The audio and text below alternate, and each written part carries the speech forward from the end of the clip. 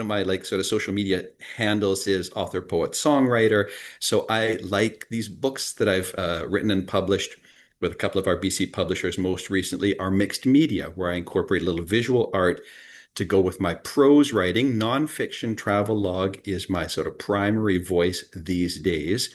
And then I incorporate some visual art. So I'm going to share a couple of photos so you know what I'm talking about. But obviously, poetry is a key part of the stuff we all love. And then I have been able to sneak in some poems to my prose publications. So again, in that mixed media ideology, I'll give you a little prose in our next sort of 20 minutes, perhaps, as well as a couple of haiku and a little bit of visual stuff as well. Last year, we published A Perfect Day for a Walk, the History, Cultures, and Communities of Vancouver on Foot. So I wanted to create a real-time travel log on foot, close to home. I wanted folks to know that we can have a lovely, engaging adventure, behave like a traveler or explorer or a tourist out our back door. That in theory, it takes very little time, little to no money. We leave little to no carbon footprint. And that was the motivation to create that book. Um, Publisher and I were delighted with the results. That's a BC Book Prize finalist. It was a BC bestseller. That's the publisher would make me say that. And then there's a 5 count for you looking at the cover. 3, 4, 5, as we call product placement. Now everyone's happy with that. And what I'm going to share with you today, this was just launched this fall, basically a soft sequel, A Perfect Day for a Walk by the Water. So I wanted to basically say, I wanted to create an inverse perspective. I had this lovely privilege of walking around my home city, visiting with cool individuals. And of course, everyone you talk to is cool. Everyone's got an interesting story to share. But peeling back some layers, Indigenous experts, travelers, locals, Euro and Indigenous perspectives, a whole swath of sort of narratives. I wanted to create this quilt. So I'm really conveying layers of everyone's collaborative story. And this perfect day for a walk by the water, I'll just jump into things, enough talking. How about a little reading? When I see an inverse perspective, I thought, well, coastline in and around Greater Vancouver really has defined the lay of the land. It was a reason that 8,000 years ago, Indigenous peoples chose to inhabit the area for safety, access to food, land stewardship, transport, all that good stuff, which hasn't changed irrespective of the makeup and the populace. And so I want to back some layers. And so now I'm going to read to you from A Perfect Day for a Walk by the Water. Starts off nice and easy. My dedication is for the explorer in all of us. And I pulled this. Rachel Carson is an author that you might know. Interestingly enough, just sort of poetic in her stuff. JFK was often quoting Rachel Carson, just sort of lovely visionary, strong female voice, gorgeous literary content. And the quote of hers that I pulled from is comes from a book called Under the Sea Wind. And it says, "It was hard to say where the water ended and land began." Once again, it was hard to say where the water ended and land began. So there you've got a tone for what I'm going to read for you from this Perfect Day for Walk by the Water. And here's my author's note, which kind of sets a tone. Discovering, shaping, and sharing these perfect day walks has often felt like a dream. Walking to work, a stroll from my home, some days simply licking a finger, holding it up to determine the wind, smelling for rain, and then heading out. My companion, you, reader and friend, even if we haven't yet met. The beauty of ink put on paper, shared thought and experience. Add to this a few maps and photos, some new and some old, and we're able to walk this whole thing together, multimedia in real time. Each of these walks, though solely on land and these micro excursions borne by the water, feels like an ongoing geocache. The treasure, mind you, is never buried or hidden, but still easily missed, overlooked in our busy lives, masked by different priorities. I get it. I often behave the same way. Yet, hopefully, these small journeys, most of which take minimal effort, money, or time, will offer disproportionate rewards.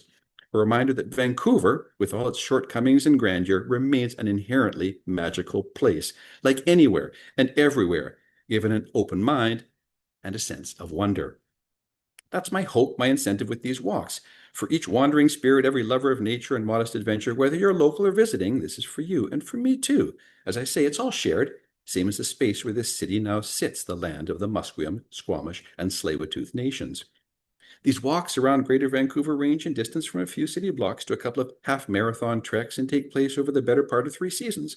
Previous perfect day walks have occurred in autumn, winter, and spring, while these water endeavors begin in the summer and continue through fall and winter. I feel they dovetail nicely, capturing the better part of each season and all of a year. Last time on foot, we witnessed a couple of snow days, rare in Vancouver, but a joy to experience if you don't need to get somewhere quickly. But for these beach-based walks, the snow kept to the mountains. The city, however, experienced colossal seaside weather, with the wind one day reaching 100 km/h, dropping trees, killing power, and sinking vessels. While most of these walks hug the shore, I also spend time on the water and in it as well. Obviously, these additional jaunts aren't walking as such, but rather an extension of those strolls. Sailing, rowing, paddling, diving, swimming, even riding ferries and the sea bus have enabled me to go deeper, I believe, with respect to exploring the water, along with taking a virtual plunge into maps and map making, charts to capture the city and the ocean, all of which I find quite romantic. Like the notion of a life lived at sea, not quite as beatific as it is in one's mind, that allure of horizons, the thrum of waves on a hull. Then again, on occasion, it is. And I'll hit you with a couple of haiku that I'm trying to sort of bookend this narrative. And again, like that Rachel Carson quote, maybe find that literal space where water and shoreline pulsate and meet and blur. And so my first little book opening haiku goes like this. Soft susurration, as sea melds surf with the shore, new journeys begin. And I'll share it again. Soft susurration, as sea melds surf with the shore, new journeys begin. And I will share a few pics from the book, which I have some contemporary. So as I'm walking, I'm taking photos while I visit with folks. And then I pull some archival shots, do a little research in the Vancouver archives for a now and then perspective. And again, loving that time blur, not unlike a land and water time blur or bend. And I conclude my story with another, I should say, conclude the book with another haiku, and it goes like this. Sunset horizon softly sparkles as journeys return to the sea. And one more time. Sunset horizon softly sparkles as journeys return to the sea. And I will share with you a few more pics just to give you that sort of, again, mixed media feel. And I liken it to hopefully a little deeper sensory engagement. And these are some of the things that I've incorporated into the narrative of A Perfect Day for a Walk by the Water, with the one with that lovely blue cover. Because I'm just getting out there, different perspectives. This is kayaking in False Creek. And I was privileged to be zipping home, like feeling terribly full of myself, helijetting from the island to the mainland to sign books. Can you imagine what a pompous individual I was on that day? And terribly fun. Felt like the highest end. And please understand, I got a deep discount on my fare, but I still felt like a big shot flying into the city. And again, I thought, wow, look at the coast, of course, wrapping around the city. Well, this I was able to incorporate that into the book. And you all know this. You've seen this, whether it's a float plane or coming in on a jet and swinging around the city. But when you're skimming the top of Stanley Park there, it does feel awfully evocative. And you realize, gosh, it really is that, like that Rachel Carson quote, hard to tell where, the water and land stop, start, and meet. And that's the same sort of little flight coming into the city, maybe where that helijet landing is, sort of between the port and the Canada Sails there, near Crab Park at the downtown east side, the north end. So I thought that was a lovely visual. Obviously, it's the summertime, the cruise ships are running. And just again, now back near that convention center seawall, just a classic shot. There's a tugboat bopping around that would be there positioning to help the cruise ships snug into place. And with these books, I've done black and white, and the publisher likes that. It's cheap and cheerful, but I also think it creates a lovely, evocative visual. And then I'm able to pair quite nicely the archival photos, which predominantly are black and white for Vancouver archives. And marine building, that to me is okay. And if you know that corner of downtown Vancouver, this was the coast. Previously, that this was the edge of the land. So that marine building, which is now basically Burrard and Hastings, it was water immediately north of that. And I find that kind of fascinating. So it really is a cool architectural thing in that it did represent like a headland of sorts for our city in Vancouver. And obviously that waterfront station, which is still that third iteration, was the last iteration of the CP rail station. Now we'll do our little time leap. Here's what it looked like 100 years ago, approximately. And what I love is if you look in the harbor behind that station there, obviously the trains, but then it's all steamers. There's still a couple of sail-driven ships, but that just speaks to the time and the place in those vintage vehicles, if you can see, on what now might be, I guess, Cordova Street. Great Model A's and Model T's. Here, this photo is from 1886, downtown Vancouver, which is effectively what we'd call Gastown now, immediately after the Great Fire. So decimated downtown Vancouver. And I love this one. Shortly after that, like a week and a half later, this impromptu city hall. It's a tent. I love even the city hall sign is crooked. Might be an opportunity for a joke there, crooked city hall. But I'm not getting political at all. But yes, not much of a female presence. You can see in the electorate at that time. This again would be late summer of 1886 in downtown Vancouver. And if you've bopped around, usually that sort of downtown Vancouver and the downtown east side, there are these gorgeous street mosaics, these murals. Started out as 3 dozen. I think there's 32 or 31 lovely condition ones now. But this is a special one, Phoenix. So obviously that classic notion of Phoenix rising from the ashes. Well, this is a Coast Salish design, and it speaks to the Great Fire. And what is not necessarily common historical knowledge around Vancouver is the fact that the indigenous folks, Salish, uh, and were paddling towards the fire from the North Shore across Burrard Inlet to save people.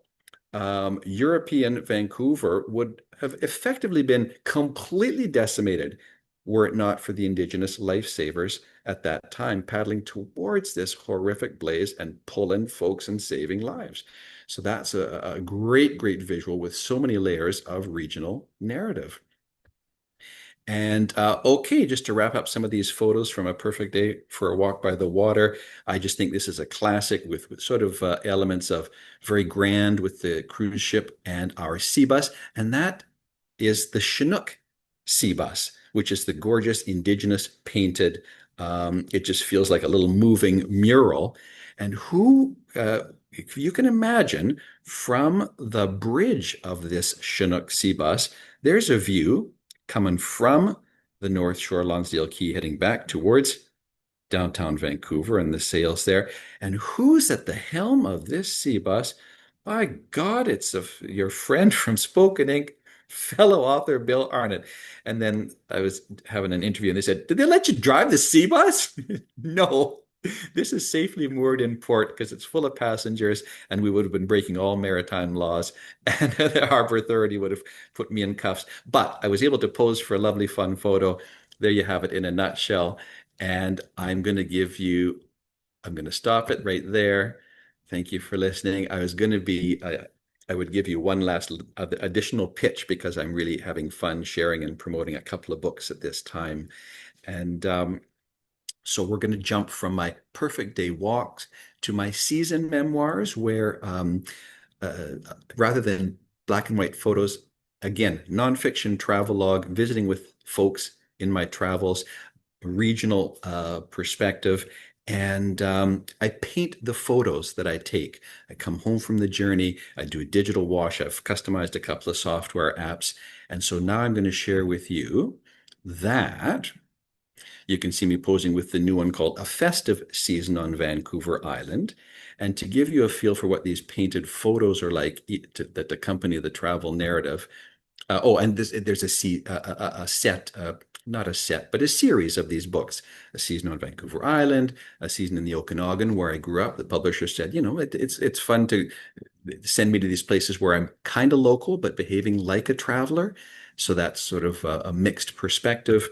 And there's an example of a painted photo. So I take the photo. Really, nothing's happening to it apart from me adding this sort of wash for this impressionistic feel that I feel creates a rather cool, as I say, a sensory engagement and kind of evocative and kind of dreamy. This I took near the south end of Vancouver Island, looking out to those southern Gulf Islands. Here's one just trekking around Englishman River, which would be mid-island, east side, if you know Vancouver Island. And you could access this from Parksville or Qualicum, and folks doing the Inukshuk or Inuksuit. And one more, because it's a festive season on Vancouver Island, I tootled over to Chemainus for a gorgeous play. Imagine a stage play where the actors are doing, it's a radio play. So you got live actors on stage pretending they're doing a 1940s radio play that I just found the coolest thing ever. It was what they did was the old Jimmy Stewart, It's a Wonderful Life, the Frank Capra version. And there you have more self-promo, The Perfect Day for a Walk by the Water, festive season on Vancouver Island, friends at bookstores, helping with my promo. Okay, so thank you for listening and looking. And you've had a little prose, you've had a little poetry, you've had some visual art.